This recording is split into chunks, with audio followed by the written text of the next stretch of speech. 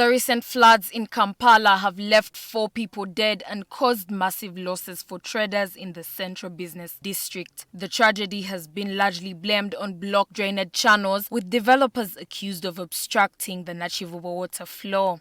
Of course, we have to continue with the exercise of cleaning up these premises, removing all the stagnant water which is trapped down there in the basement of many of these arcades. That is something that ought to have been done way back on Friday or Saturday. So it speaks volumes about our capacity to deal with the disasters of this nature.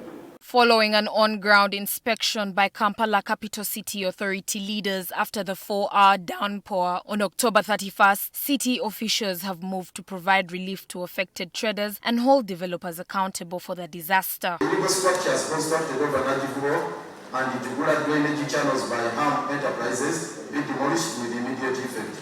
A moratorium be put on all processes of giving out titles by KCC Kampala District Land Board to individual developers on drainage corridors and wetlands, and where possible, commence legal action to ensure that the already existing titles are cancelled. In an emergency sitting, the KCCA Council resolved to halt all ongoing construction works by Chiham Enterprises, whose project over the Nakivubo Channel has been widely blamed for obstructing drainage and worsening the floods. The proposed development where it was supposed to be, there was no evidence of ownership. And as a result, I had to write to say I have received this proposal, but there is no evidence that you own any land here. The evidence I have on record and from the search I made in the Ministry of Lands was that Lot 878 belonged to KCCA. Officials revealed that Chiham only received planning permission for the development but had not yet been granted building approval, raising serious concerns about how construction was allowed to proceed.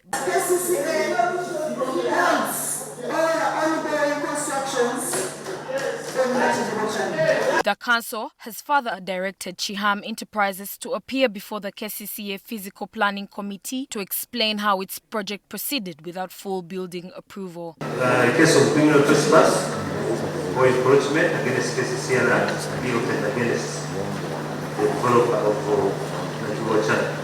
The developer has also been instructed to compensate all traders whose businesses and merchandise were destroyed in the floods attributed to the obstruction of the Nakivubo Channel. The most affected arcades include Kwalisel Business Center, Pentagon Plaza, Nana Center, Freedom Center, Capital Center, French Plaza, Nabukera Arcade, St. Balikudembe Market, Premier Center, and Majestic Plaza. The issue or the question is, will we be compensated?